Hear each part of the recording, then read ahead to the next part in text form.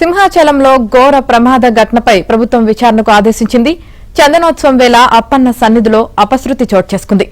300 రూపాయల ticket counter దగ్గర రాత్రి గాలివానకు భారీ గోడ కూలిపోయింది. ఈ ఘటనలో 7గురు మృతి చెందారు. మృతుల్లో 3 మహిళలు, 4 పురుషులు ఉన్నారు. ఒక మృతదేహం ఎవరిది అనేది గుర్తించారు.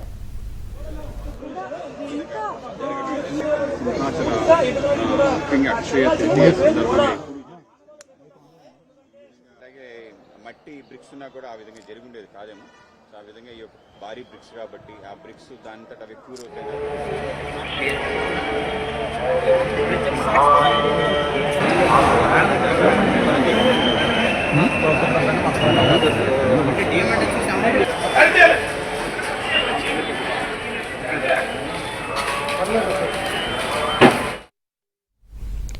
గోడ కూలిన ఘటనలో మృతుల సంఖ్య మరింత పెరిగే అవకాశం ఉంది. రెస్క్యూ సిబ్బంది సహాయక చర్యలు నిర్వహిస్తున్నారు. ఘటనా స్థలానికి కలెక్టర్, హోంమంత్రి అనిత చేరుకుని పరిస్థితిని పర్యవేక్షిస్తున్నారు. అధికారికంగా ఇప్పుడు 7గురు మనకి వచ్చారండి. అధికారికంగా అంతమందే, అంతకన్నా పెరిగే అవకాశం కూడా లేదు. ఎందుకంటే రెస్క్యూ ఆపరేషన్స్ వాళ్ళందరూ కూడా చాలా క్లియర్గా చేసుకున్నారు. వాళ్ళు కూడా చెప్పున్నారు ఇంకా ఫర్దర్గా అటువంటి వాళ్ళు లేరని కూడా రెస్క్యూ ఆపరేషన్స్ చేసిన ఎన్డీఆర్ఎఫ్, ఎస్డీఆర్ఎఫ్ టీంలు కూడా చెప్పిన మార్నింగ్ మీ అందరికీ తెలిసిందే అరౌండ్ 2:30 to 3 మధ్యలో చాలా భారీ వర్షం పడింది. చాలా ఈదురుగాలతో కూడా భారీ వర్షం పడింది. ఆ టైంలో ఇది కొండ వాళ్ళు ప్రాంతం, ఆ వాటర్ అంతా కూడా స్ట్రాంగ్ అండి. అదే టైంలో నుంచి బయటికి వెళ్ళే పరిస్థితిలో అది లూజ్ సాయిల్ అవటం వల్ల అది గోడలోకి ఇంకి పడిపోయింది అన్నది ప్రాథమిక నివేదిక. అదేనండి, అవన్నీ కూడా ప్రసాదం స్కీమ్లోని కొంతమంది అంటున్నారు, మిగతా ఏమైనా అంటున్నారు. ప్రస్తుతానికి అక్కడ ప్రాథమిక నివేదిక ప్రకారం జరిగిన ఇన్ఫర్మేషన్ అది అంతే. కానీ ఒకటి మాత్రం చెప్పాలండి, ఇన్సిడెంట్ జరిగిన తర్వాత ఈ పిల్లలు చేశారండి. నాకు ఈ అబ్బాయి గురించి ఎందుకు చెప్తున్నానంటే, పిలిచి ఎందుకు చెప్తున్నానంటే, ఒక పక్క వాళ్ళ తల్లి తండ్రి అందరూ కూడా దర్శనానికి వచ్చారు.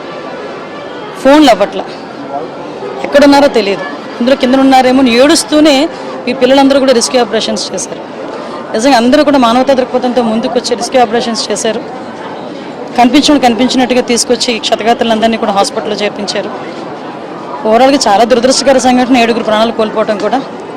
అయినా దీని వెనకాల బలమైన కారణం ఏముంది, అసలు కన్స్ట్రక్షన్ ఎవరు చేశారు, ఆ యాంగిల్లో కూడా ఆలోచన చేసుకొని దీని మీద ఎంక్వైరీ చేసుకుని బాధ్యులైన వారు మాత్రం నేను డెఫినెట్గా చర్యలు తీసుకుంటాను.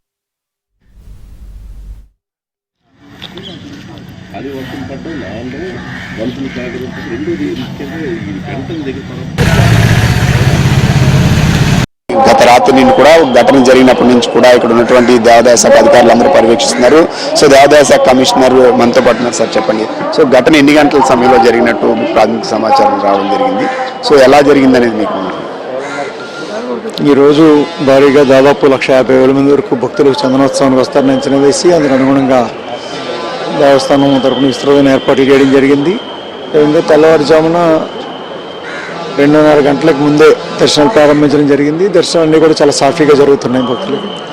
ఆ సమయంలో దాదాపు అరగంట చాలా ఉధృతమైన వర్షం పడింది, చాలా తీవ్ర స్థాయిలో. ఆ నీటి ప్రవాహం, టెంట్ల మీద పడిన నీరు, అదేవిధంగా రోడ్డు మీద పారిన నీరు మొత్తం వచ్చే ఇటీవల కొత్తగా కట్టిన ఆ రిటైనింగ్ వాల్ని తాకడం జరిగిందని మేము ప్రాథమికంగా భావిస్తూ ఉన్నాం. దానికి ఆ గోడ పడిపోయింది. గోడ పక్క నుంచి ఒక క్యూ లైన్ వెళ్తుంది. ఇంత గోడకి ఒక 5-6 అడుగుల దూరంలో క్యూ లైన్, సింగిల్ లైనే ఉంది, 300 రూపాయల లైన్. ఆ లైన్లో ఉన్న భక్తుల మీద ఆ గోడ పడి ఈ విషాదం సంభవించడం జరిగింది. ఇంకా సాంకేతిక నిపుణులు కూడా రప్పించి దాని మీద పూర్తి స్థాయిలో పరిశీలన జరిపించిన తర్వాత కారణాలు పూర్తిగా అర్థమవుతాయి. అంటే ఇప్పుడు ఆల్రెడీ నిర్మాణం ఏదైతే జరుగుతుంది, ప్రసాదం స్కీమ్ లేకపోతే దేవాదాయ శాఖ నిర్మాణం చేస్తుంది ఏం సార్? కొండ మీద ప్రసాదం స్కీమ్ కింద చేస్తున్నారు వర్క్. టూరిజం డిపార్ట్మెంట్ ద్వారా ప్రసాదం స్కీమ్ కింద జరుగుతుంది వర్క్. సో దీని మీద ఆల్రెడీ మనం ఫర్దర్గా ఎంక్వైరీకి వీటికి కూడా విచారణకి అంటే ఇప్పుడు తప్పనిసరిగా కారణాలు ఏంటనేది సాంకేతికంగా కానీ ఇటు పరిపాలనా పరంగా కానీ 2 విధాలుగా పరిశీలన పూర్తి స్థాయిలో పరిశీలించడం జరుగుతుంది. సో ఇంతవరకు మృతులు అధికారికంగా మనకు తెలిసిన సమాచారం ఎంతమంది అనేది? 8 మంది. సో ఇది ఆల్రెడీ ఇప్పుడు ఘటనా స్థలాన్ని ఆల్రెడీ అప్పటి నుంచి కూడా పర్యవేక్షించడం జరిగింది. ఇప్పుడు ప్రస్తుతం సో ఈ ఘటనకు సంబంధించి ప్రాథమికంగా 2-2:30 సమయంలో భారీ వర్షం రావడం, ఆ పక్కన క్యూ లైన్లు ఉండడంతో ఈ ప్రమాదం జరిగింది. గోడ కూలింది. ఇది ప్రశాంత్ స్కీమ్ లో నిర్మాణం అనేది జరుగుతుంది. సో ఈ నిర్మాణానికి సంబంధించి ఏంటి, దీనిపైన కూడా ఆల్రెడీ ఎంక్వైరీ వేస్తున్నటువంటి పరిస్థితి అయితే కనిపిస్తుంది. ఖచ్చితంగా దీని మీద ఎంక్వైరీ వేసి ఫర్దర్ గా ఎలాంటి చర్యలు తీసుకోవడం చెప్తున్నటువంటి పరిస్థితి ఉంది. 7 ఆల్రెడీ మృతి చెంది 8వ వ్యక్తి ఆల్రెడీ కొద్దిగా సీరియస్ గా ఉందన్నారు. వాళ్ళు కూడా మృతి చెందేటువంటి అవకాశం ఉందంటే ఇప్పుడు ప్రాథమికంగా ఆయన చెప్పిన దాని ప్రకారం 8కి పెరిగేటువంటి అవకాశం ఉంది. అది 8కి చేరినట్టు కూడా మనకి ప్రాథమికంగా తెలుస్తున్నటువంటి పరిస్థితి అయితే మనకి కనిపిస్తుంది. ఇప్పుడు నాయుడు.